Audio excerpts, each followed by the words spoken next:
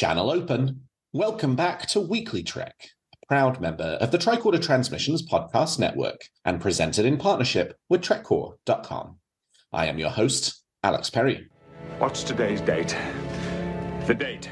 Today's show was recorded on April 22nd, 2023, and is current through the Star Trek Picard series finale, The Last Generation, so beware of spoilers. All right, let's get into the show. Good day, Voyager, and welcome to A Briefing with Neelix. It's a catchy title, isn't it? WeeklyTrek is a regular news show covering the biggest stories from the Star Trek franchise.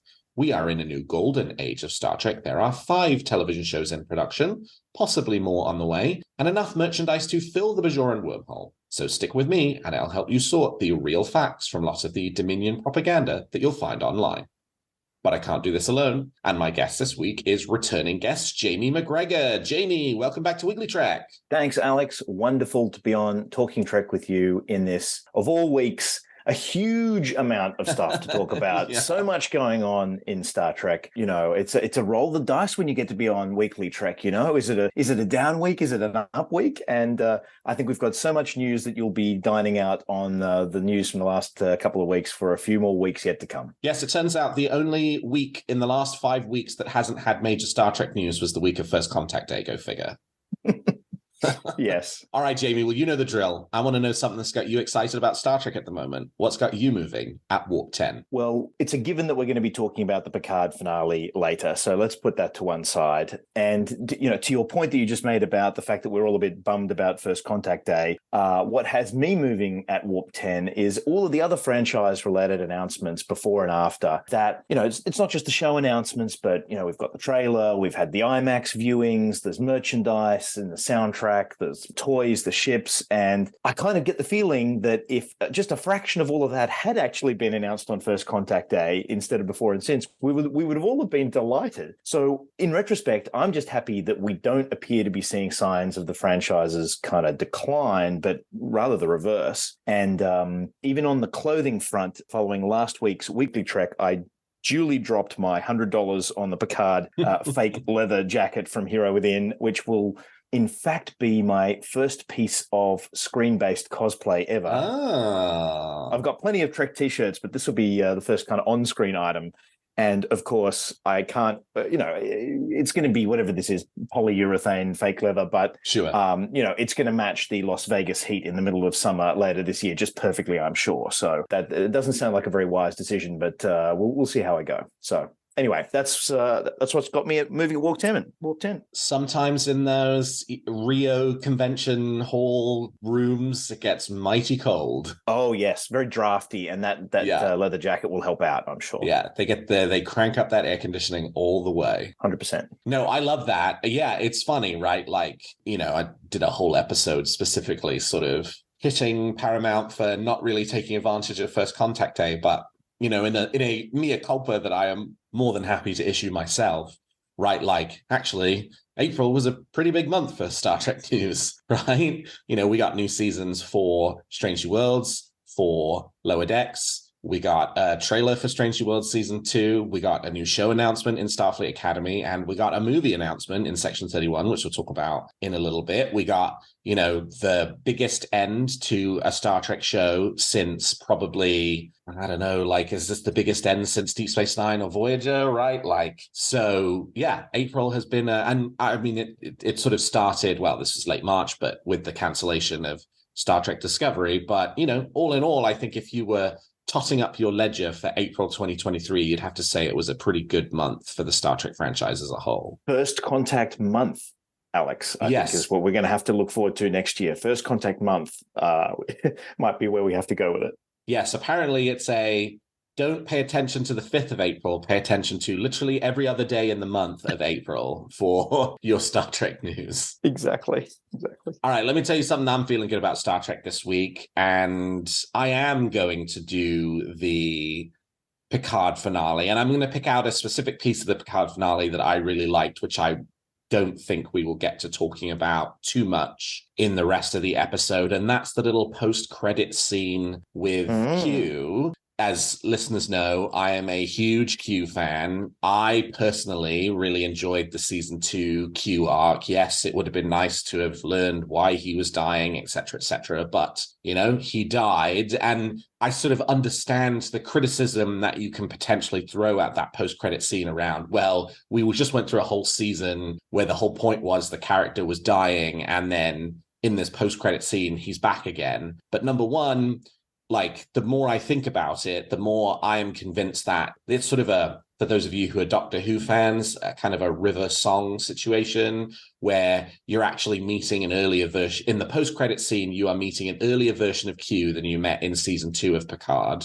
And I actually think that helps explain why he was so kind of quiet about what he's been up to and what has happened to him in the time since he saw Jean-Luc Picard last in season 2 of Picard, because he was out having a lot of adventures and, making trouble for Picard's son that in season 2 he doesn't know about. And that it all kind of ties together that way. I loved the little costume with the cape. It was very reminiscent of the judge's robes from Encounter at Farpoint and All Good Things. But I think the thing that I just loved the most about it, and why I thought it was just a really terrific coda to Star Trek Picard, whether it's picked up on again in the future, whether there even is a Star Trek Legacy or a successor show to Star Trek Picard or not, the thing that I just really liked about the scene was this kind of wonderful sense of cycles, of everything old being new again,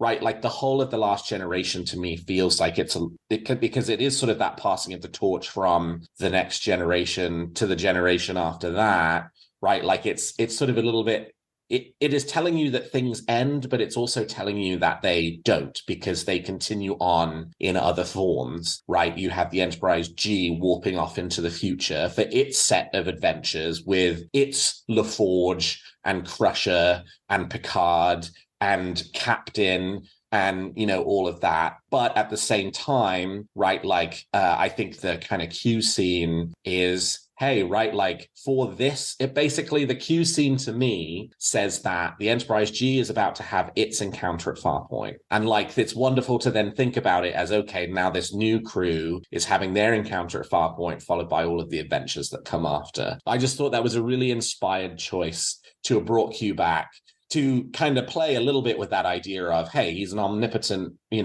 omniscient being. You can sort of play with that and not have it be ridiculous. And just to kind of close out the series with one of the Next Generation's biggest and most important antagonists was just a really special moment for me. So yeah, I really liked that. I loved the finale for Star Trek Picard, and I really loved that as a coda. Yeah, I agree. When I initially saw it, I must say, I kind of went, is this kind of undercutting Picard season 2 a little bit?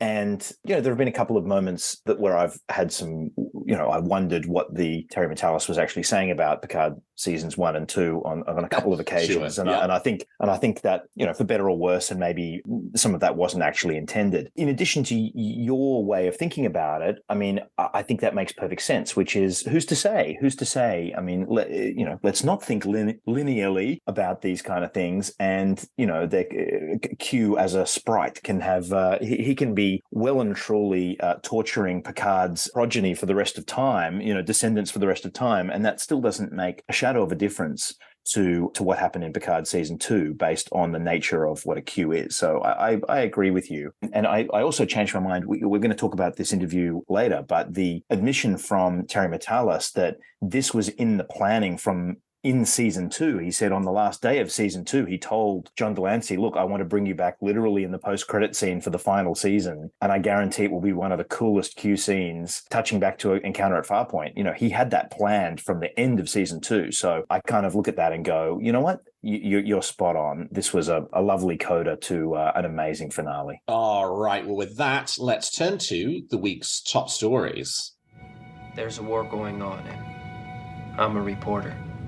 Well, it is official. Michelle Yeoh's Section 31 project is a go. Paramount Plus has ordered Star Trek Section 31 as a Paramount Plus original movie, which will be written by Craig Sweeney and directed by Discovery's own Olatunde Osunsanmi. Alex Kurtzman has been hinting for a couple of months that Star Trek on TV might be moving into the area of streaming movies, and the long gestating Section 31 project seemed like a prime candidate for that. Indeed, The Hollywood Reporter had a story this week following the announcement of the Section 31 movie that the project, which was originally announced as being in development to become the next Star Trek TV show, was pivoted to a movie out of concern related to Star Trek oversaturation. In addition, Section 31 is being envisioned as the first in a series of streaming movies for the franchise, with the aim to release one approximately every 2 years, beginning with Section 31, which The Hollywood Reporter reports from sources is Star Trek meets Mission Impossible meets the Guardians of the Galaxy. No information yet about any of the story details behind the Section 31 movies, such as setting or the possibility of other Star Trek characters appearing, but Section 31 is officially a go,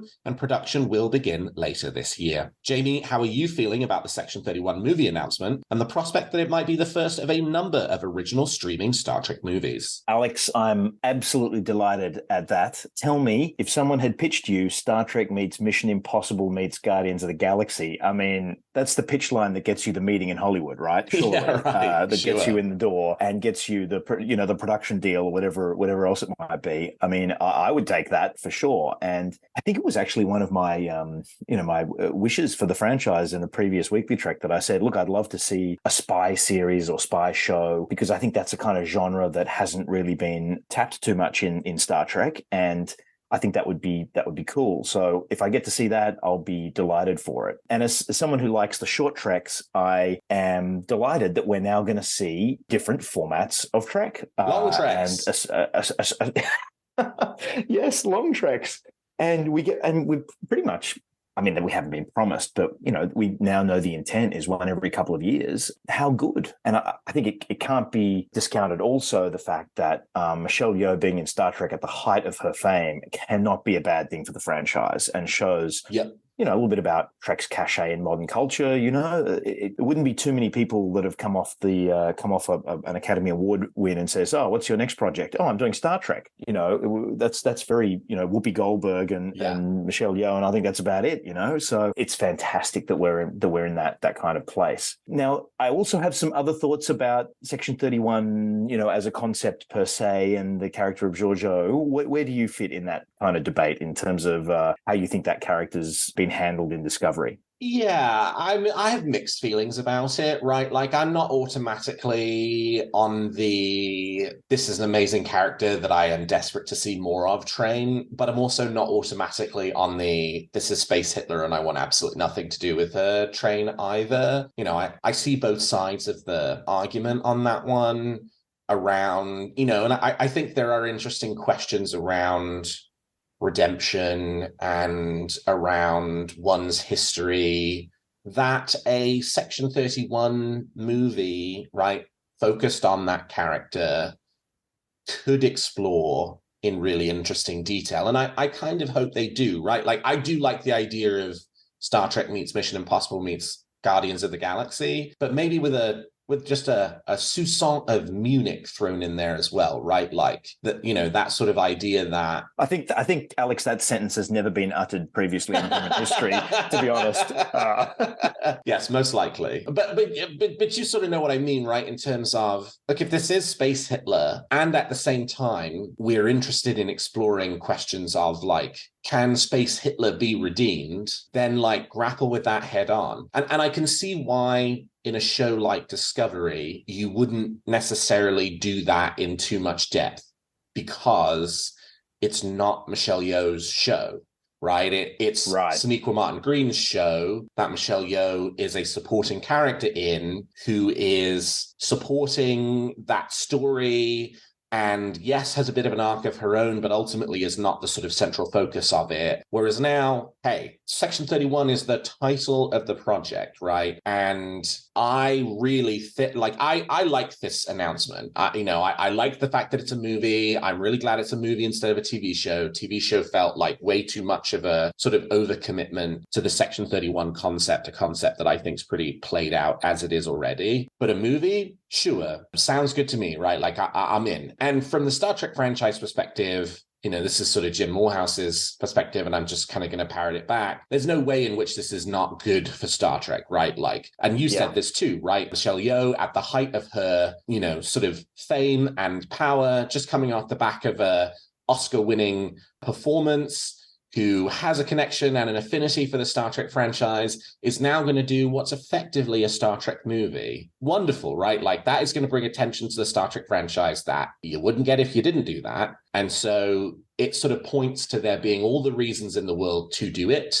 But, right, Section 31 has become this really twisted up concept in Star Trek. It started as one thing, it's morphed into something else, it's kind of stayed that way. And I think I would really like this project to grapple with some of that, in addition to Georgiou's history, legacy, responsibility, and crimes. Yes. No, I agree with all of that. I'm not automatically in the no camp, and I'm not automatically in the yes camp. I do feel that Section 31 was intended to be very much a cautionary tale rather than, an organization to be proud of or see too much of, in the way that I've kind of sort of seen it approached perhaps a little bit in Discovery. And look, it was just my feeling that the character of Georgiou wasn't sufficiently redeemed, I think is the way I'd put it in Discovery. I know they attempted a rehabilitation of sorts, and, her trip into the mirror universe and whatnot, it was part of that. But to your point, I don't think it was hugely in depth because it wasn't her project. So that makes total sense. So I haven't been fully comfortable with that person as a kind of, hero or even an anti-hero at this point. But I'm not going to prejudge, and they could do a phenomenal job in the movie of grappling with that, as you say, and make it all work. I do feel a little bit sorry for Bo-Yeon Kim and Eric Lippold, the showrunners, because I think they had a writer's room going, and presumably somewhere on a desk is a whole series that isn't going to get made. But that's Hollywood. I think everyone's got stuff they have written that never got made, and I'd like to think that they have some input at some point, even if they're not going to fully write it. But I don't know about that. So yeah, I mean, at this point, right? Like, this is a typical sort of Paramount Plus press release for a new Star Trek project. It tells us almost nothing, right? It tells us that it exists. It tells us that it's happening, and it gives us the names of some of the creatives connected to the show. But everything else at this point is speculation. I guess the only thing that's not speculation, though, would be, I've been struggling with this all week, right? Like, is this the 14th Star Trek movie or not? Right. Because, I sort of have a bit of like, if it walks like a duck and quacks like a duck, sort of spinning around in my head, right? In terms of, if it's made to be a movie, if it has a movie-level production, which the Star Trek TV shows have movie-level productions, right? You look at those sets, you look at those effects, and you can't say that it doesn't. They did the Picard finale in IMAX last week, and from all accounts of everybody who was there, it was fantastic to see it on the big screen, and it fit pretty seamlessly there, in a way that it was fantastic to see The Next Generation on the big screen when they did it for the first few seasons of the Blu-ray releases. But like, you were definitely watching a TV show on the big screen, right? Like, that was really obvious to anybody sitting in that theater. So if it has a scale of movie production, and it's structured like a movie, it's plotted like a movie, it is a movie, but the only difference is it's released on Paramount Plus and not in theaters. Well, then what is it, right? Like, is it the 14th Star Trek movie? Because we're going to say, after it's in theaters, you're going to experience that streaming movie in exactly the same way that you experienced Star Trek 6: The Undiscovered Country, at home, in your living room. Or is it a TV movie, right? A new thing for Star Trek, where it's like, yes, it's a movie, but it's a TV movie, and it's this different thing from a theatrical movie? Or is it just a very long episode of Discovery? I don't know. What do you think? Well, these are the things that we get to debate about before it launches. What else are we going to talk about? What else are we going to talk about, Alex, for another year until this thing's on the air? Do you know what happens in the industry with, because there's obviously streaming, movies that are made for streaming services, and they're put up for Academy Awards. And then presumably there's also made for TV movies that are put up for Emmy Awards. I kind of feel there must be something in the industry that differentiates whether you're, the piece of, cinema you've shot is actually a movie or a TV movie. And I would think that if this is kind of, not that it's going to win an Academy Award, although I hope it does, if it's kind of eligible for the Oscars, I kind of think, well, it's a movie. And if it's eligible for the Emmys, well, then I think it's kind of a TV movie. Does that make sense? Yeah, I believe it is the theatrical release component that makes it eligible for one or the other, because so it has to be in theaters? Yeah, so the streaming movies that have gotten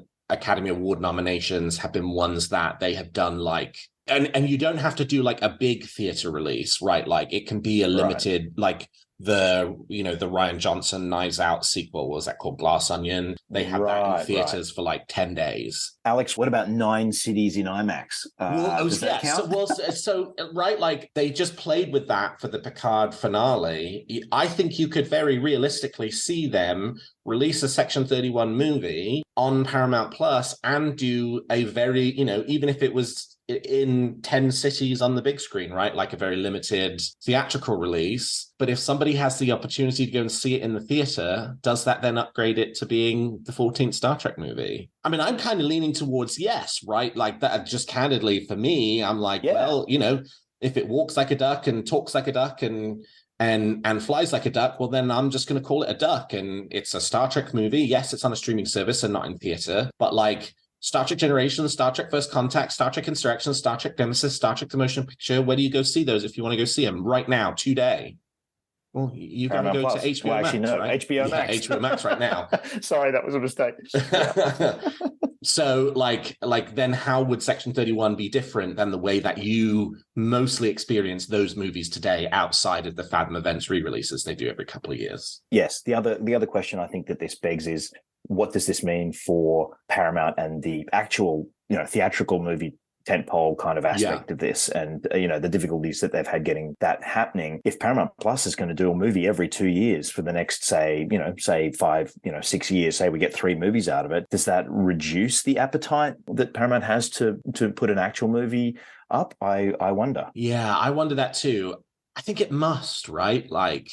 We've not heard, right? Max Shankman left the Star Trek 4 project that was supposed to be in theaters in 3 months. And we've heard nothing about it since, right? No new creatives have been reattached to it. And I've just kind of left the whole, like I said, I was not going to do a Star Trek 4 conversation until there was actual news to talk about. Well, this maybe is a Star Trek 4 conversation, and there is actual news to talk about. It's just they're not doing the Kelvin timeline. They're using Michelle Yeoh, and it's a Section 31 movie. And yes, it's also going to be on Paramount Plus. And if that's the future of Star Trek movies, period, for me, I think I'm fine with that, right? I think I'm very much fine with... It could be worse. It could be a ton worse. And actually, there's something really nice about there being that level of interconnection between what's on television and what's in the quote-unquote movies, right? This is, for all intents and purposes, this is a Discovery movie, right? 5 seasons and a movie, and the movie is a Michelle Yeoh Section 31 movie, and it just happens to be on Paramount Plus. And I love the Kelvin timeline. The Kelvin timeline's great, but it's been 7 years since we had a Kelvin timeline movie. They don't seem like they have a level of energy or inspiration behind continuing that series of movies. That means that they'll actually get it done. And I think they've sort of really struggled with, well, we can't build something that's sort of the mega blockbuster hit that it needs to be today. And so, all right, give it over to the TV production, right? Have them give it a modest budget, make a movie, and I'm sure it's going to be, it has the prospect to be really great and have those interconnections with the TV shows and sort of continue to build out that world. So yeah, go for it, right? If the future of Star Trek movies is on Paramount Plus, I am not unhappy about that. Yeah, to be honest, I couldn't agree more. Well, not content with just one major news announcement this week, Paramount Plus also debuted the first teaser trailer for Star Trek Strange New Worlds' second season. And let's take a listen.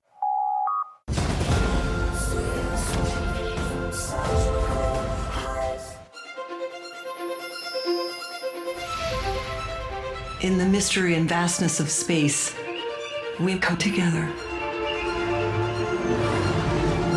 So many crew members from so many planets, everyone on their own journey.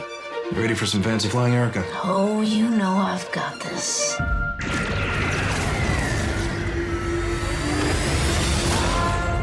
thinking it's a sign that the freckles in our eyes are mirrors. Meet James Kirk. You have an energy. What? It's making me sweat. I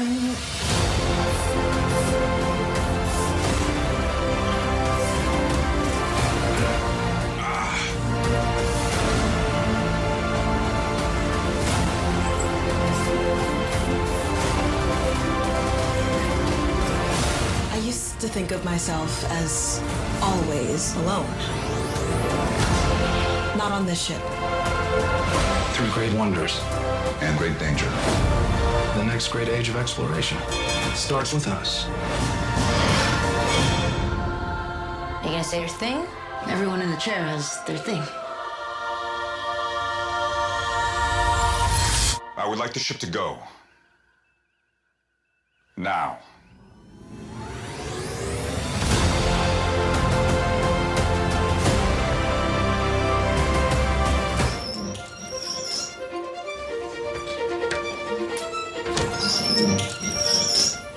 Never seen a revolving door before. I'm from space.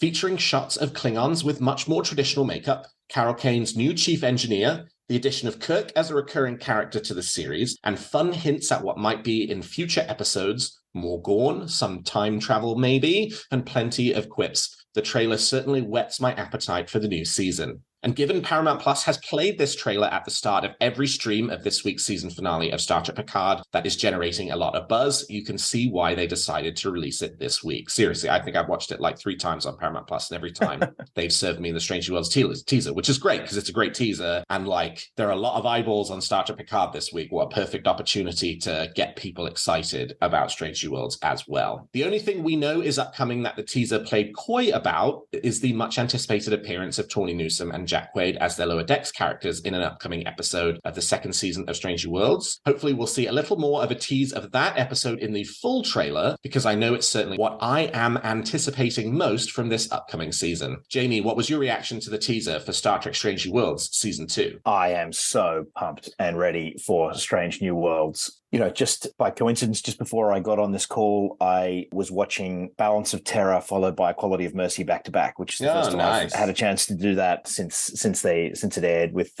my sister, because I'm here in Australia, and it was so good.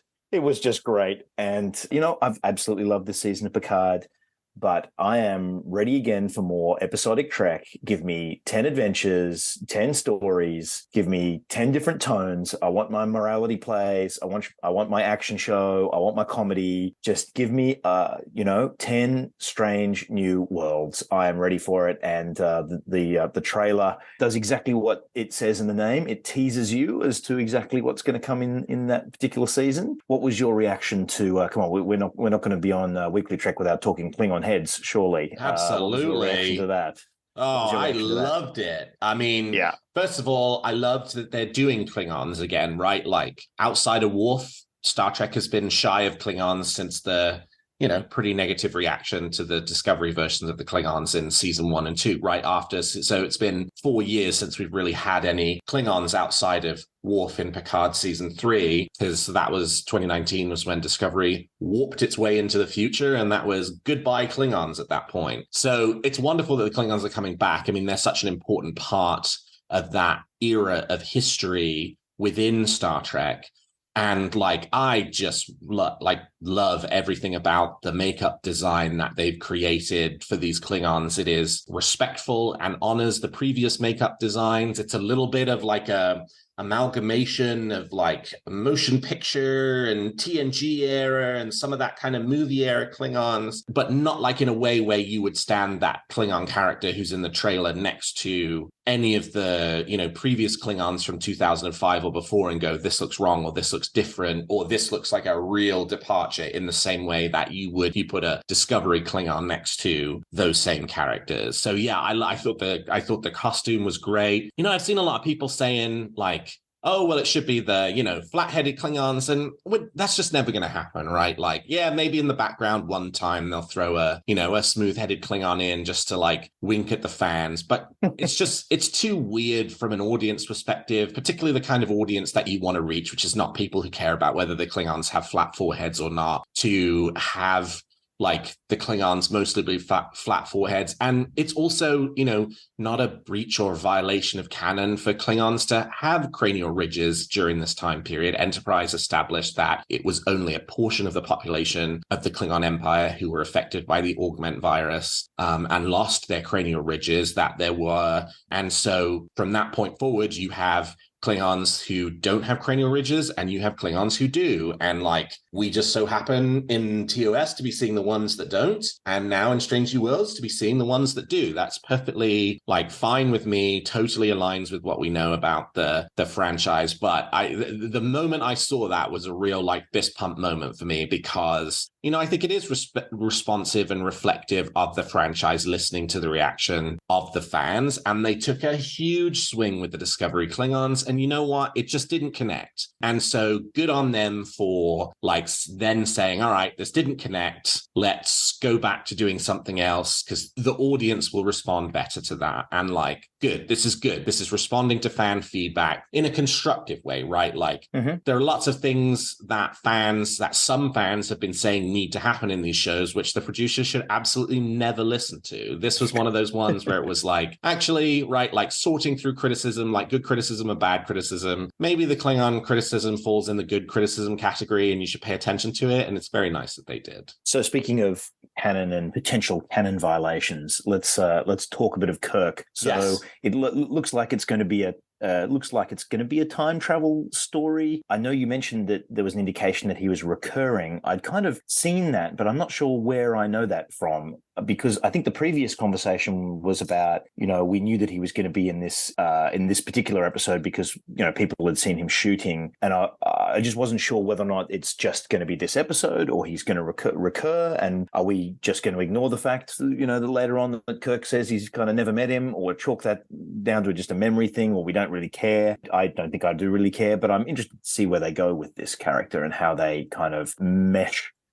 this Kirk into this crew. What do you think? Yeah, I don't know. I mean, he technically counts as a recurring character even if he makes one appearance this season, because he made one appearance in season 1, right? So, you know, he is already a character who recurs by virtue of being back on a second time. So yeah, I don't know what that means in terms of like, actually, how many episodes of season 2 is he going to be in? Is it 1? Is it 2? Is it 3? Is it 4? Is it, you know, 1 2-parter? Is it 2 separate episodes? Or is it just one episode where they, you know, go to, you know, what looks like 21st century Toronto and hang out for a bit? And that's, you know, obviously that episode is the one where those sort of like street shots had come out of about, I think it was almost exactly a year ago, that showed Christina Chong and Paul Wesley filming on the streets of Toronto. And that was when, you know, sort of the studio had to own up and say, yeah, you know, Kirk is coming to the show. And I obviously have this whole theory about, I actually think Brent Spiner might appear in that episode, or like there's a connection there to Picard season 2. But yeah, I don't know. You know, when they first announced the Kirk thing, and I think I think it was me and Jen Tift who were talking about like Kirk being added to Star Trek, and I at that point I was really gung ho about the sort of canon thing, and like, well, you know, they have to abide by the canon for this, and I won't accept them not doing it. And I will say that I've mellowed a lot about that over the last year. Equality of Mercy probably was the thing that like made me go, okay, yeah, I actually don't give a crap about that, right? Like it's fine for them to just sort of have that be one line that doesn't really line up with, you know, the sort of overall oeuvre of the Star Trek experience. But yeah, I guess we don't know, right? Like, yeah, he beams aboard the Enterprise. Yes, he has a bunch of interactions with La'an, Noonien Singh. How much of that is interactions with Pike and Anson Mount? Not clear, right? Like, you could certainly see it going in the direction of Kirk. Yeah, well, becoming... we don't know. They might still make that all work. I mean, yeah. Correct me if I'm wrong here. He's not. I mean, the whole point is this is the actual real Kirk. This is not alternate timeline Captain Kirk that we saw in the last episode of season 1. So he's still a, I don't know, lieutenant or something or other. So, I can't imagine Pike meets every old lieutenant that comes on board of the ship and doesn't, may not be bothered too much about his adventures. So who knows how it's going to work. And I was just interested as to whether or not, it's just this one episode or whether or not we knew that, he's going to be in a bunch of things this season. That's all. So, and I'm fine either way, to be honest. And I think it's maybe possible that there is a quick shot of Tawny Newsome and Jack Quaid in the trailer. There's one shot of two people in spacesuits from behind. And I'm just like, I wonder if that's right. Like, not in any way where like it tells us anything, but I just looked at it and I was like, I wonder if that's them, right? If they did just put one just real blink and you miss it. Some editor has had a bit of fun with that. Exactly. The kind of thing where until you watch the episode and you see it in context, you wouldn't know that it was them type thing, but it actually is. Anyway, regardless, I can't wait. Give me, when does it start? When does it start? June 15th. July?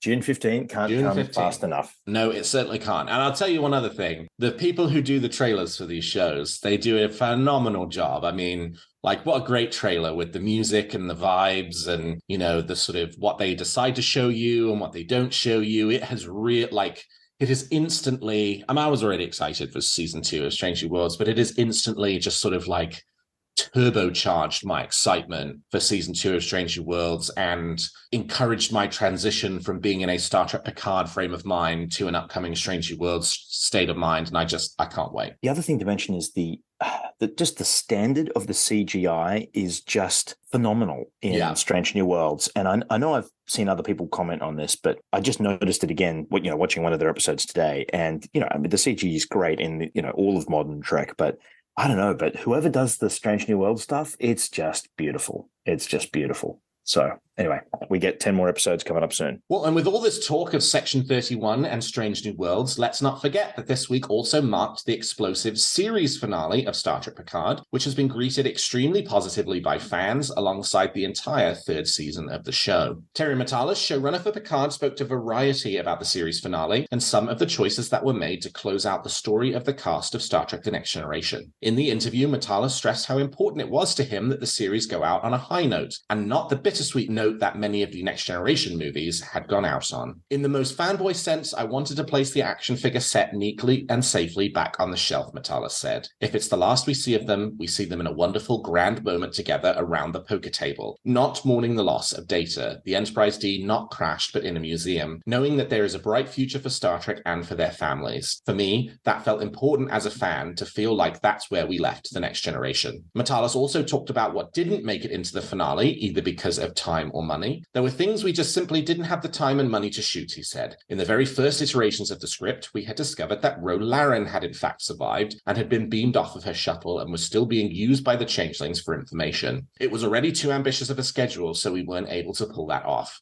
We had a scene with Soji and Data that we were also not able to shoot. We have wanted some more Voyager folks to come be part of 7 of 9's promotion to captain. I think I saw in an IGN interview that Terry Matalas said he was thinking about having Captain Harry Kim show up. It comes down to how many pennies you have left in the piggy bank after building a Borg cube and an Enterprise. And about the choice to rename the Titan as the Enterprise, Matalas indicated it was something the writers discussed alternatives for. We had discussed it, he said. We did toy with a different name, that it might be the USS Picard. But ultimately, it didn't feel as genuine and as right for the legacy of Star Trek and 7 of 9 as the Enterprise. And certainly, when you see the Titan with that name on its hull, you're like, yeah, it deserves that name. It just looks so right.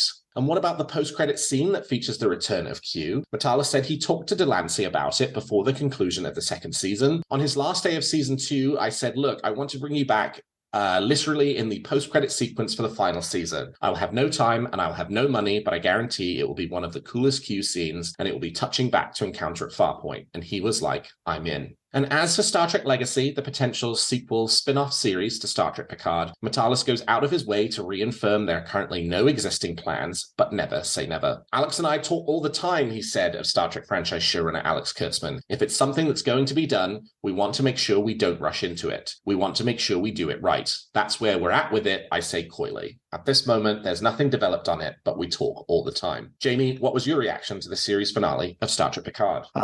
Well, I think Terry Matalas did an amazing job of doing the things that he indicated in that interview that he wanted to do, and put the characters back on the shelf the way that the fans might like. The quote that I looked in the interview and I thought really stood out to me was where he said, "So I really wanted the surprise ending to be a happy ending." And to me, that's exactly what we saw on screen, which is to say, a lot of people thought, maybe someone will get killed off, or there'll be, a bit of death and destruction, and, modern Trek, it's all so dark and it's all so XYZ. And, we got an amazing happy ending. Everybody, there's Jack gets to be in a family unit of some description. We've got 7 of 9 heads off as the captain of the Enterprise with her crew, and we've got all of our favorites sitting around the table playing poker and laughing with each other to finish, none of them dead. And, to be honest, I agree with Terry Matalas. Isn't that surprising in this day and age of of television? Like, that's the surprise. The surprise is we didn't kill anybody and everybody's happy. So I thought that he really pulled that off masterfully. I may be in the minority here. I actually think it was better that Ro Laren stayed dead. I think it actually made more of her sacrifice. The fact that she sacrificed herself for Picard and the crew. And I think it would have always been nice to see these characters again, but for that particular story beat, I was satisfied that story had come to a close, while also being satisfied that a lot of other characters managed to live.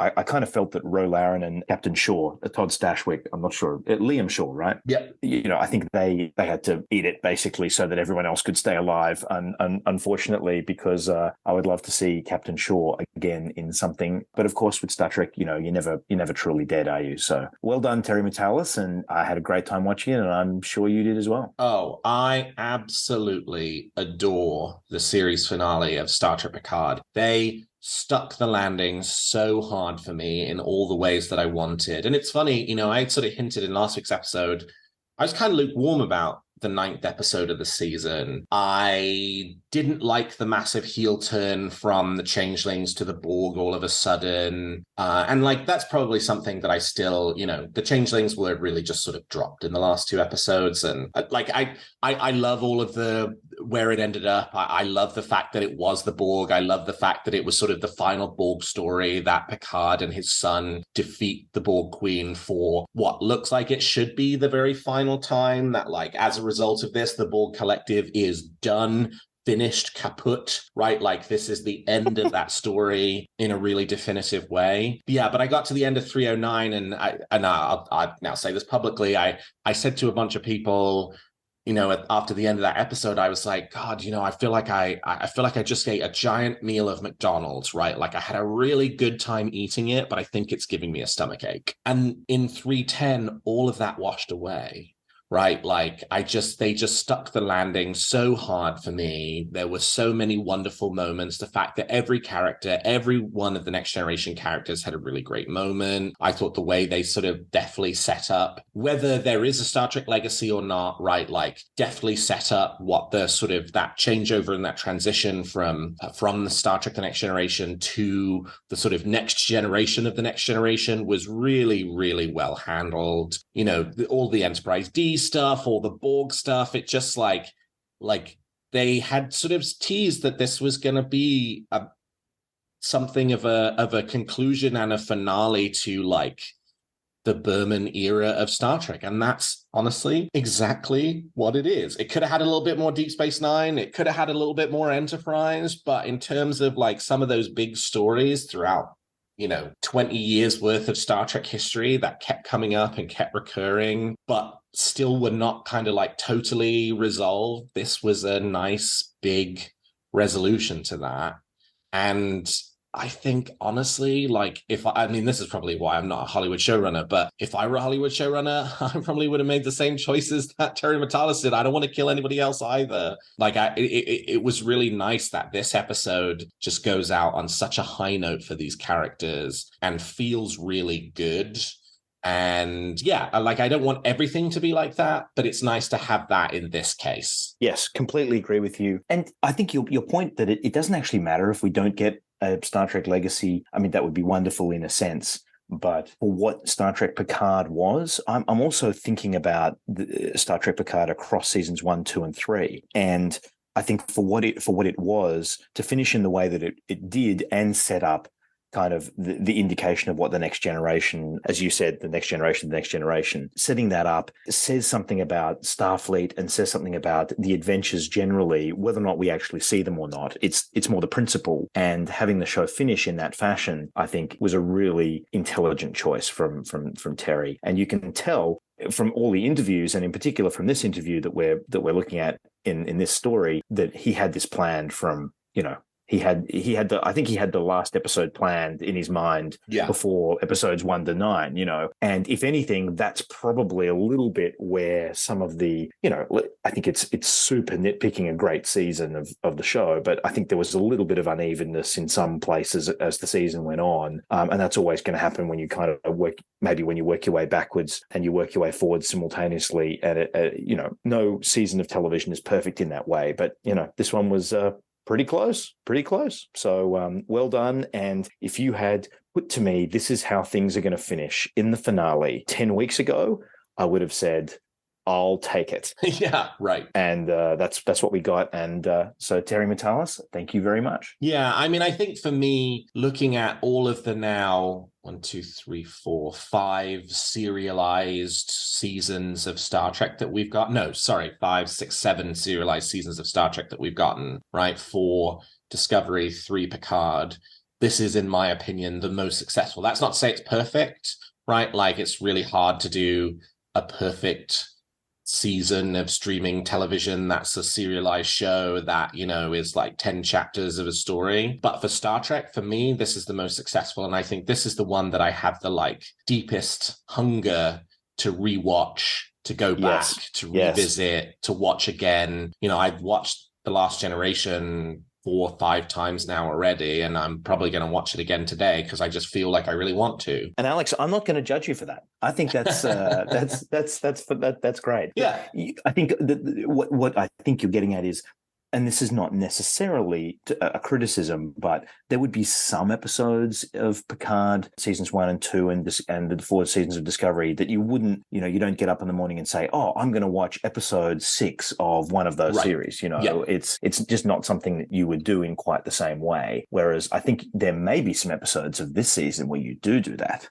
Correct. And you say, I'm going to want to watch this, or that, something like that. And honestly, also just in terms of if you want to watch the whole thing, that's a bit of a commitment, right? Like, it's not just you sitting down and saying, all right, I got 45 minutes. I'm going to bang out an episode of Star Trek. What am I going to watch, right? And you just, pick an episodic and you get a complete story and it runs from start to finish. If you want to, if you're looking at, all right, I want the story of Picard season 1 or Discovery season 2 or whatever, it's like, all right, well, then you're committing to watching 10 to 14 episodes worth of Star Trek as a whole. And then it's like, oh, how much do I want to do that, right? Like, or do I just, want to default back to, I've got the 42 minutes and that's what I'm going to, use my time to do that with now. Alex, this is why we're in a golden age of Star Trek. Have you got 12 minutes? Have you got 12 minutes? Right. Watch a short track. Have you got 27 minutes? Yep. You can watch Prodigy or Lower Decks. Have you got an hour? Okay, watch Strange New Worlds. Have you got 7 hours? Go watch a season of Discovery or Picard. Have you got 2 hours? Watch a long trek.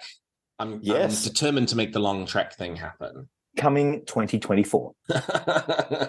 Well, and lastly this week, Sir Patrick Stewart has also been reflecting on the series finale for Picard. In an interview with the Los Angeles Times, Sir Patrick talks about his entire legacy with Star Trek and his time on Star Trek The Next Generation. But he also offered some extensive thoughts on the series finale of Picard that I thought it was worth sharing. Last night, I watched episode 9 of season 3, and this morning I watched the final episode. There had been a little conflict about how it should end, and the script we held when we started shooting had an ending I was thrilled by. I thought it was absolutely perfect. I can't tell you what it was. And then when we were shooting, a problem occurred. It was the last day, and it was getting so late and we had so much to do. And I said, we can pick that up anytime, it's only me involved. But we never did it. So the ending I loved was never filmed.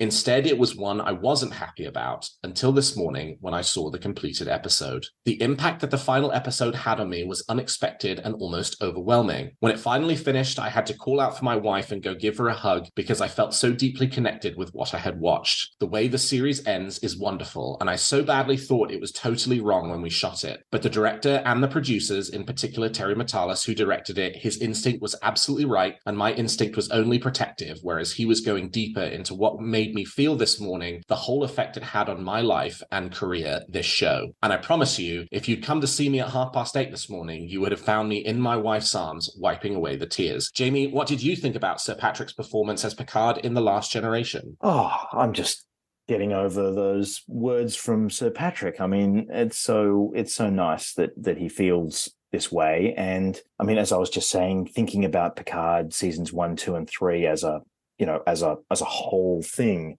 we now have closure for a man who's been a central figure in Trek now for, I can't do the maths, number of years. He's now 82. He's just finished a 3-season, stint in playing an iconic television character, and it's come to an end. And it came to an end in the best way possible, I think. I think he actually found himself, how do I put this? I think he found himself with some excellent material this year. And I had seen, maybe this is me reading this entirely the wrong way, or this is his acting choices, but I must admit, I thought I saw some signs of tiredness through the back end of season 2 and maybe through some of the beginning of season 1. Yep. I'm sure it was a grueling shoot back to back. The COVID situation must have been stressful as. Oh, sure. And, the poor guy's in his early 80s. And, but the back half of the season in particular, he seemed to come alive. And, in the last few episodes, you could tell that, he hasn't lost any of his chops.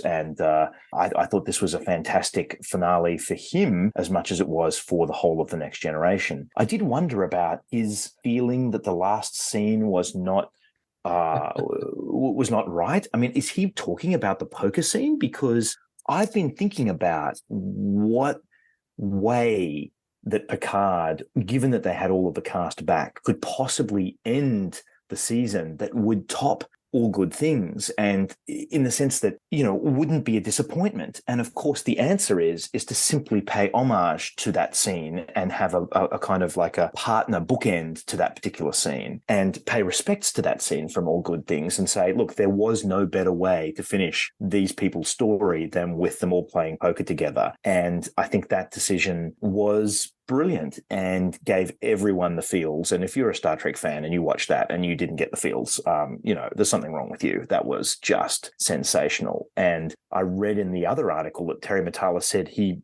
just let them play for 45 minutes and just shot material. And you know what? Knowing that happened actually makes my enjoyment of that kind of montage scene all the greater, having read that. And I can just imagine what it was like being there for that hour, watching them all playing, together and having fun together. So anyway, that's my thinking about that. Yeah, my reflection on this is Patrick Stewart is an incredible Star Trek actor.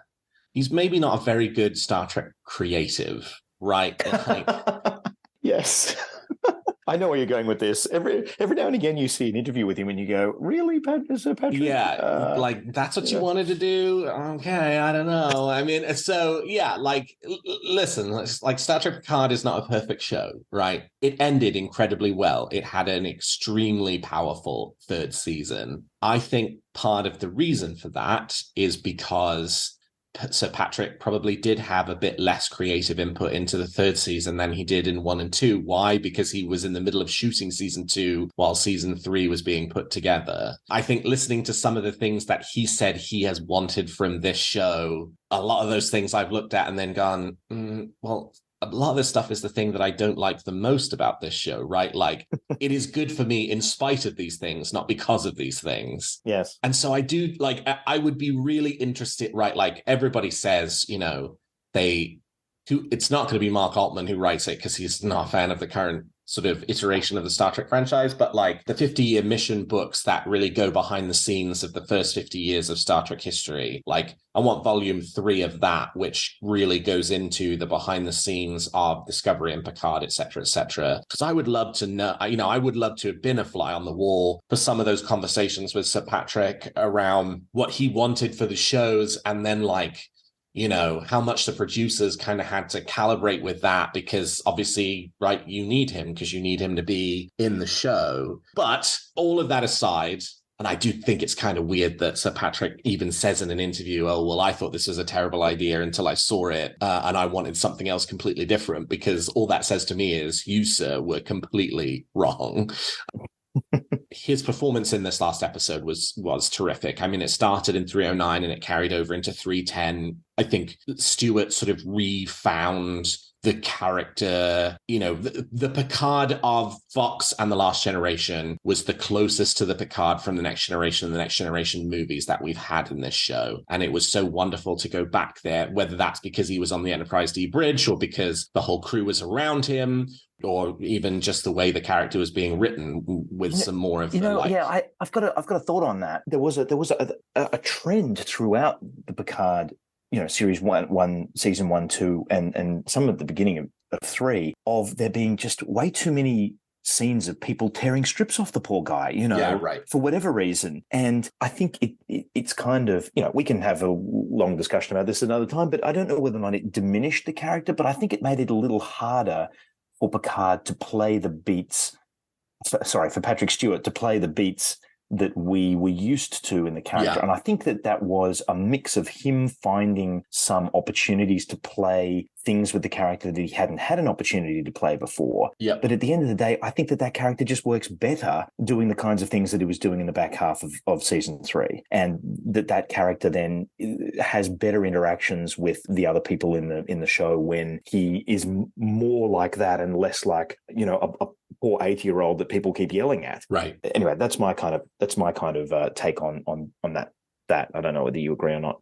I do. And I think it's like Sir Patrick said, he didn't want a reunion show. He didn't want to put back on a uniform, and he didn't want it to just feel like a continuation of The Next Generation. But you know what ended up being critically successful and then hopefully commercially successful for Star Trek Picard? When it did some of those things, right? He still never put he put the uniform on in the season 2 premiere very briefly for one scene, and that was it. But like when all of the other boxes were checked, like Star Trek Picard actually really sung and it really hummed, in this last season. And I think there is as you say, right, it's a very long and complicated conversation about nostalgia and how much you rely on nostalgia and how much you do the same things you've always done just to kind of, provoke a specific audience reaction. But that's not always wrong and that's not always bad. And I think Picard season 3 demonstrates that you can do some of that stuff while doing something new and have it be really impactful and meaningful and not just the South Park Member Berries reference, right? So yeah, like I think it's and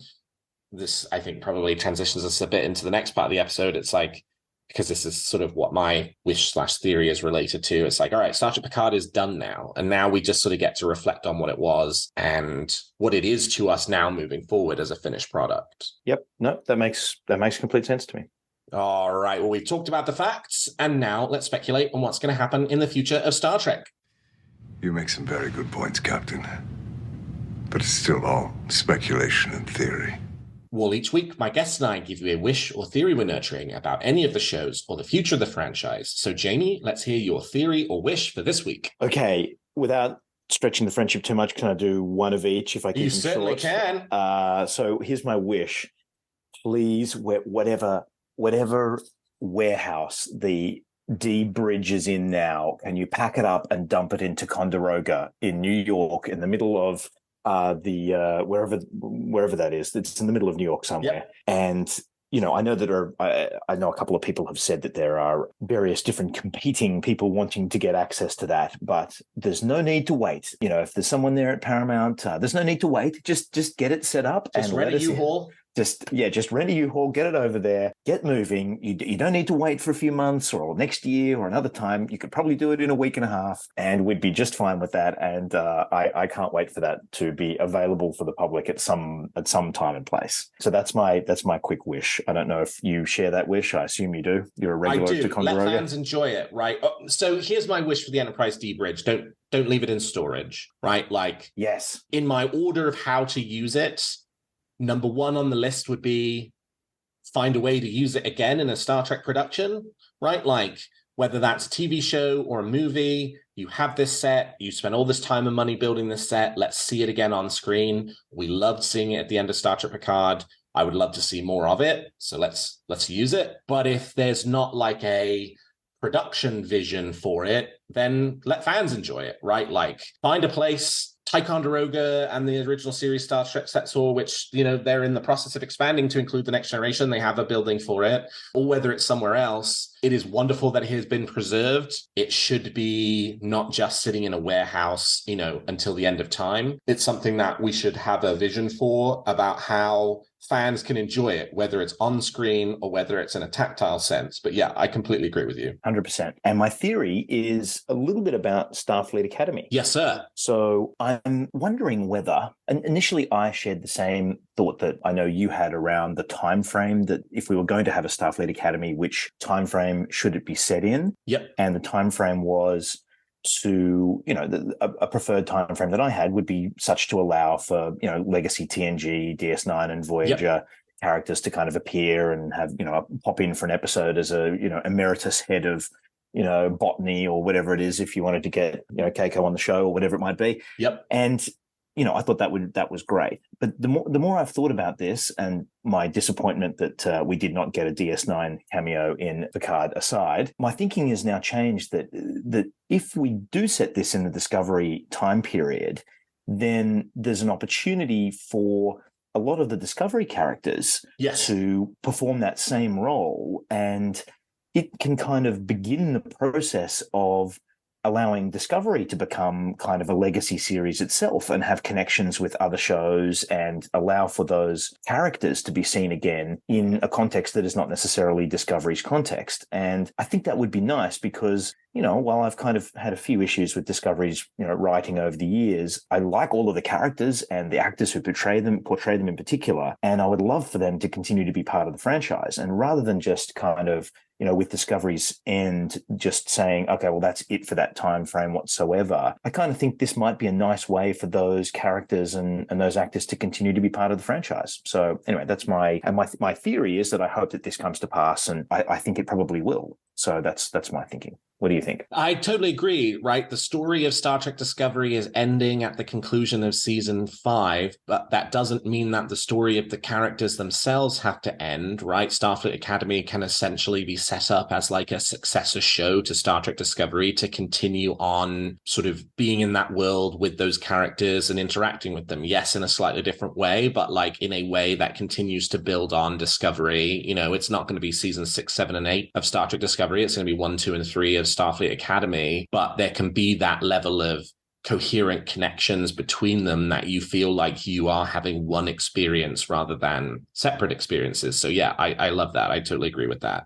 All right, let me tell you it's not really a wish, it's not really theory, it's more just a comment, which I just kind of alluded to a second ago. And that's that, hey, this is a big week, right? A Star Trek show has ended, and that's a big thing. And I think it's worth just kind of taking a moment to pause and reflect on that. It's easy not to, in a world in which we have multiple Star Trek television shows. We're winding down a season and a series, and they hit us with the trailer for Star Trek Strange New Worlds this week. So it's easy just to jump straight to, all right, now we're getting excited for Strange New Worlds season 2, and, sort of just start to focus and dedicate all of our attention towards the building excitement for that. But this is the 6th Star Trek TV show to have come to a conclusion, and that's important.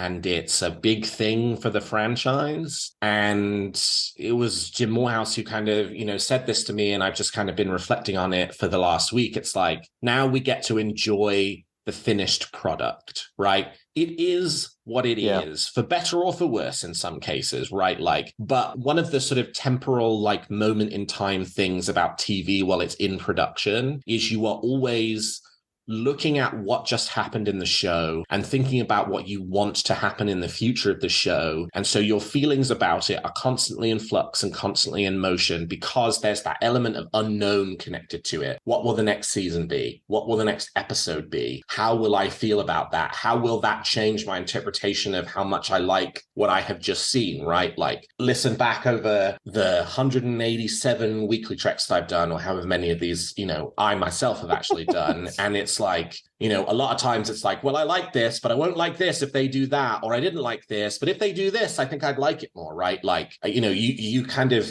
we're on this journey together of kind of experiencing this in real time and having our opinions kind of morph and change. And I'll say, like season 2 of Star Trek Picard started off being like, yeah, this is everything I ever wanted. And the end of the season, it's like, well, a bunch of people hate this, but I still really like it, right? Like, so now it's done. Right? There are 30 episodes of Star Trek Picard. It is what it is. It's never going to be anything different as a complete product than what it is today. And I think that allows for a level of reflection, reinterpretation, and kind of, it is at this point in time that you're going to develop your opinion about Star Trek Picard that will live with you forever. And that opinion might end up being quite different than any opinions you held during seasons 1, 2, or 3. We've seen that for other Star Trek shows, right? Like Enterprise is probably the best example, right? A lot of fans really hated that when it was around. Today, X number of years later, experiencing a bit of a renaissance, people returning to it, like really sort of vibing with it, feeling like, oh, I was unfair on this show. There's actually a lot to like here, and I'm really enjoying it. Will that happen with Picard?